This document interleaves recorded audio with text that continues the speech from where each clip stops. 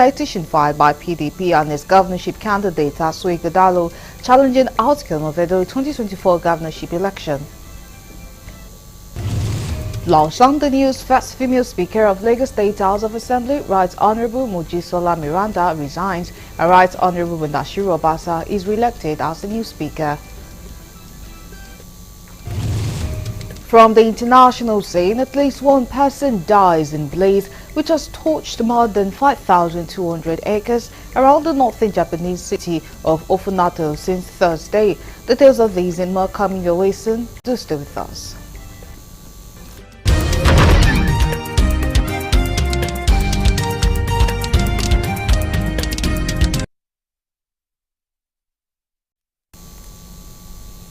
Many thanks for joining us at this time. Now, details of the news. The Governorship Election Petition Tribunal for Edo has reserved judgment in petition filed by the People's Democratic Party (PDP) and its governorship candidate Asue Ighodalo, challenging the outcome of the September 21, 2024 governorship election in the state. The Justice Wilfred Prochi-led three-member tribunal reserved the judgment on Monday after cancelling the matter, adopted their final written addresses. Correspondent Kulojo completes the story. Following the conclusion of the governorship election in Edo State on September 21, 2024, the Independent National Electoral Commission had declared Senator Okpebholo of the All Progressive Congress as the winner of the election in the state. He polled a total of 291,667 votes, while his closest rival, Asue Ighodalo of the People's Democratic Party, got a total of 247,655 votes. Dissatisfied with the outcome of the poll, the PDP and Ighodalo approached the tribunal, praying it to nullify INEC declaration of APC and Okpebholo as the winner of the contest. At the sitting of the tribunal on Monday, councils adopted their written addresses and affirmed their respective positions on the petition. At the sitting of the tribunal on Monday, councils adopted their written addresses and affirmed their respective positions on the petition. Counsel to the Independent National Electoral Commission, Kanu Agabi, proceeded to adopt the final address of his client. Agabi, by the way of adumbration, prayed the tribunal to dismiss the petition for lacking a merit.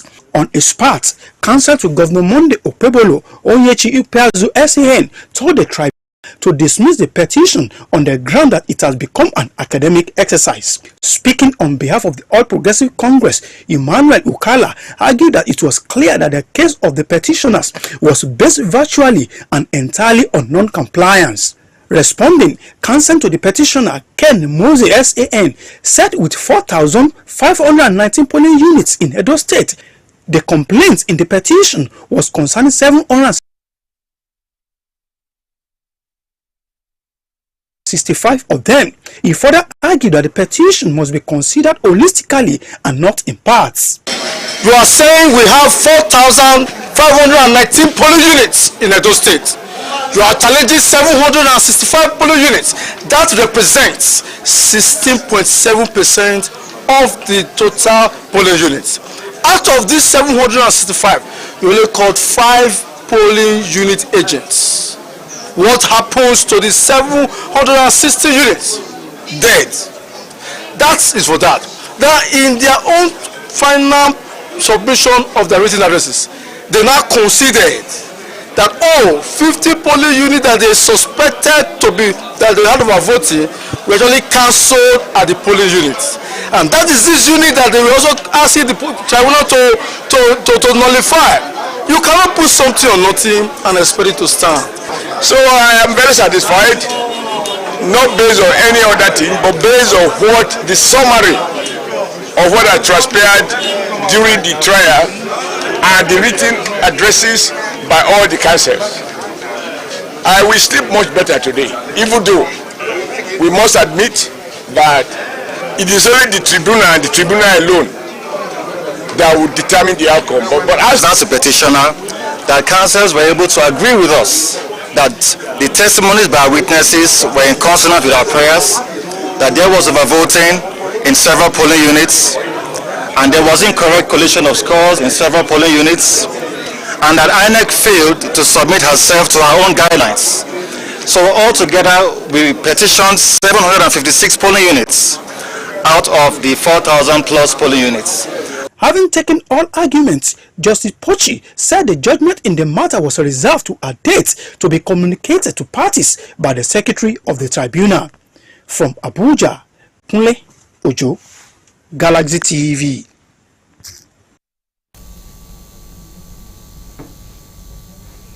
The first female Speaker of Lagos State House of Assembly, Right Honourable Mojisola Miranda, has resigned, and Right Honourable Mudashiru Obasa re-elected as the new Speaker. She said the decision was to allow for peace to reign in the Assembly, as well as to abide by the decision of the party leaders, which she claimed is supreme. Also, all other principal officers stepped down from their positions and new officers were elected as replacement. Galaxy TV correspondent Lebi Joseph has more in this report.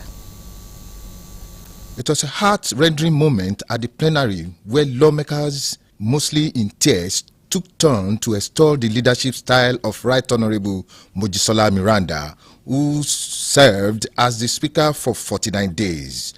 Mojisola Miranda was elected Speaker on the 13th of January this year. Madam Speaker, we've seen a life-changing leadership in you. For the past few days that you have stated that too, we've seen peace in this environment. Everybody loves you. Today, I'm happy to celebrate. You have taken your tender above the common standard of excellence. You have displayed that your tender keep giving capacity, keep giving opportunity. You can move the nation and put the nation aright. Announcing her resignation, Right Honourable Miranda said she opted to abide by the party decision to step down as the Speaker of Lagos State House of Assembly out of her conviction as a strong woman of peace and who has respect for leadership.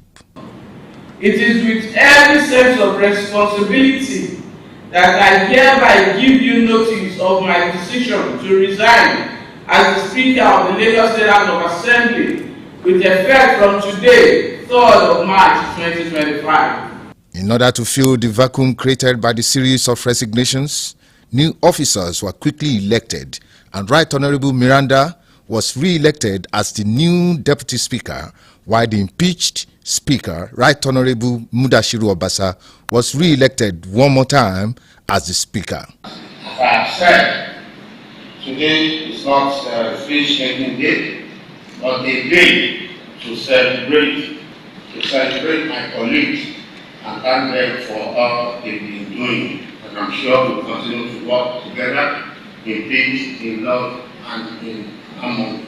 So once again, I want to thank you. God bless all of us. Thank you for. From Lagos, this is Lebi Joseph reporting for Galaxy TV News. And now joining us to speak on the matter that transpired at Lagos State House of Assembly, we have Barrister Obiora Ube, a law practitioner. Good evening and thank you so much for joining us at this time.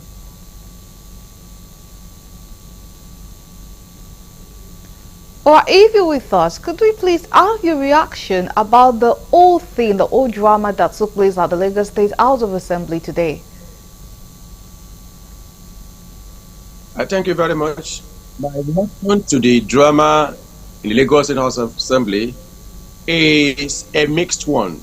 First, Lagos State House of Assembly has enjoyed relative peace for almost a decade compared with other states.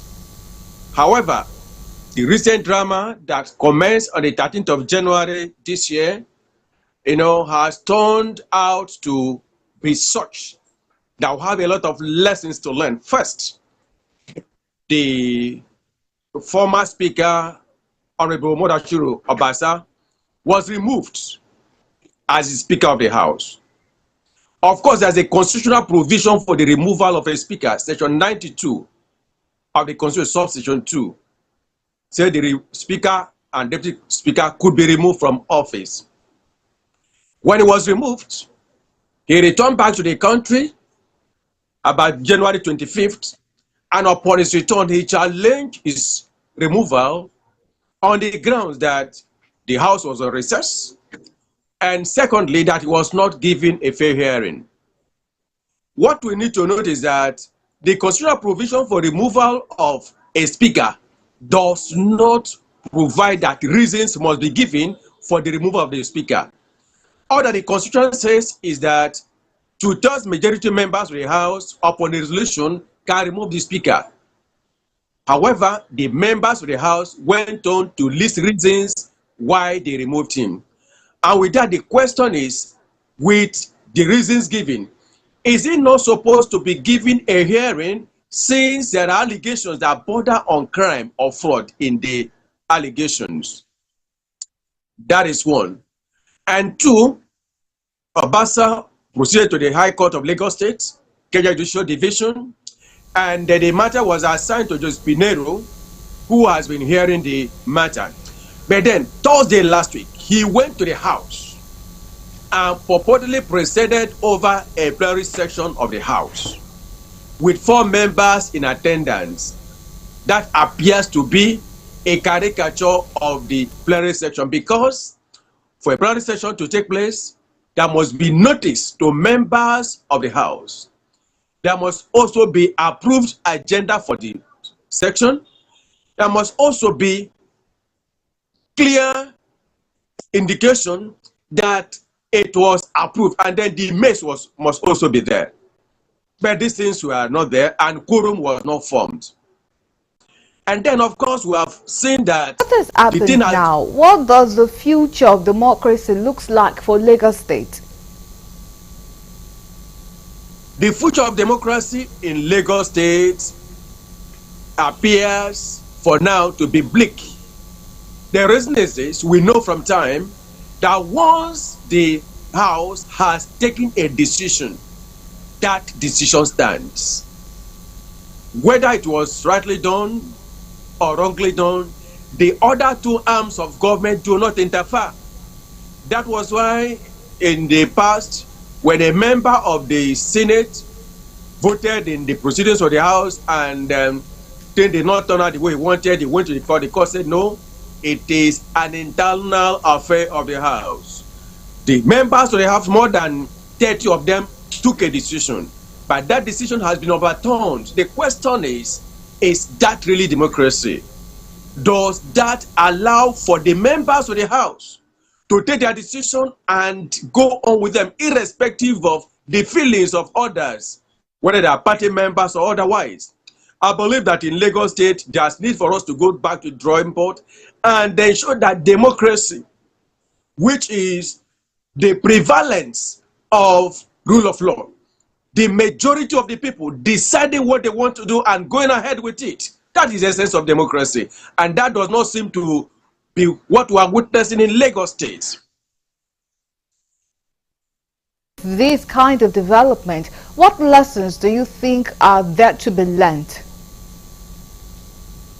With the development we have witnessed in the few days that the drama has been ongoing, it is necessary for us to know that the members of the State House of Assembly are sovereign in their house, and they are to control their proceedings. And in future, if there is going to be any recourse to removal, they are not under any obligation, going by the Constitution, to give reasons for such a removal. Secondly, in politics, it is necessary for there to be clear separation of powers. We have learned from what has gone on so far that there were influences, interferences from the political party and other persons in positions of authority in Lagos, resulting in the resignation of Merenda, who was elected as a replacement for Obasa, and she resigned and said in her resignation that it was a personal sacrifice. We need to learn that in politics, due process must be followed, and there should be less interference with the House and other arms of government. Nikiora, I really thank you for sharing your views with us on Galaxy TV News. Thank you so much for joining us. Thank you very much, and God bless you.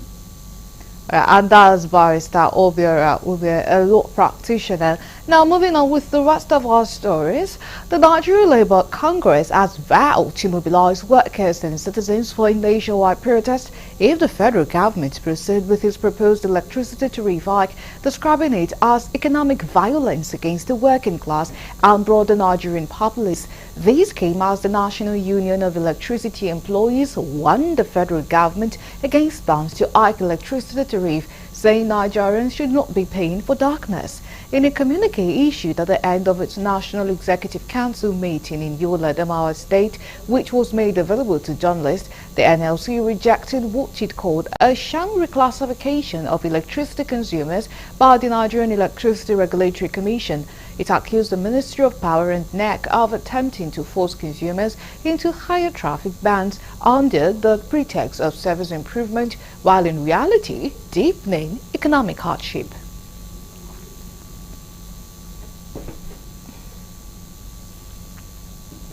The Federal Airport Authority of Nigeria FAN disclosed on Monday that runway 18R36L at Murtala Mohammed International Airport, Lagos, has been temporarily shut down for immediate rehabilitation.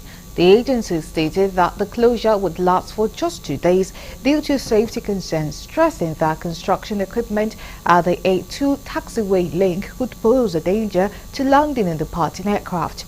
In a memo addressed to the airport manager and the regional general manager for the Southwest region, FAN's head of operation J.U. Ngoso emphasized the necessity of the closure to prevent operational risks. The closure, scheduled for March 3 and 4, comes just 2 weeks after the runway was following an 18-month maintenance shutdown. The shorter 18L36R runway will now handle all flight operations during the closure, and it's expected to lead to potential delays for both domestic and international flights. FAN has directed technical departments to enhance security, inspect facilities, and enforce 24-hour surveillance to ensure smooth operations. You're still on to the news on Galaxy TV. Let's go on a break. When we come back, the news continues. To stay with us.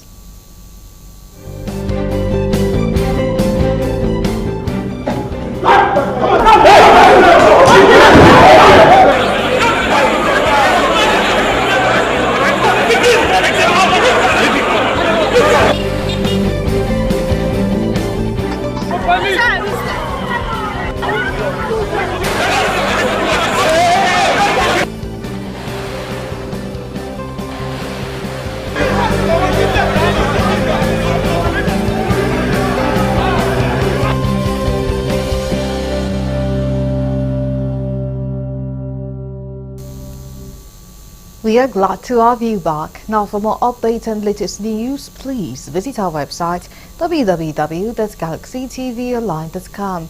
Connect with thoughts on our X handle as Galaxy TV. Subscribe to our YouTube channel, youtube.com/Galaxy TV News.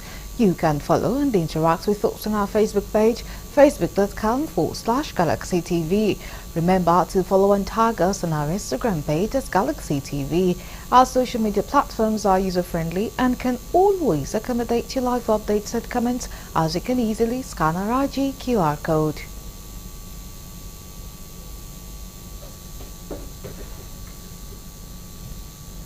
The House Committee on the Southeast Development Commission (SCDC) has approved the Commission's 250 billion naira budget for 2025, expressing confidence that it will mark the beginning of much-needed development in the region, which has faced neglect for over 5 decades since the Civil War.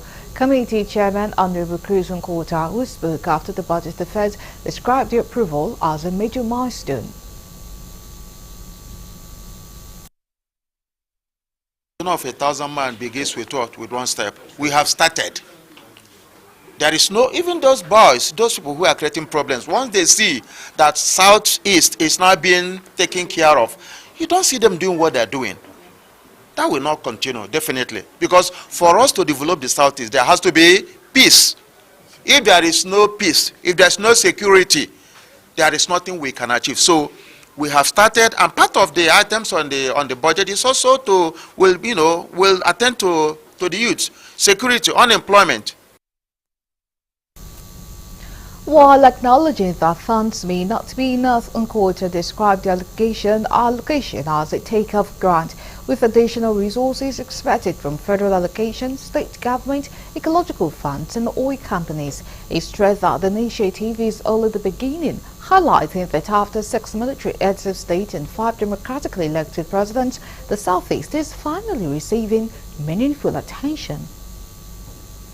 By developing the Southeast, we are aware that since after the end of the Civil War, the Southeast has not been what it ought to be.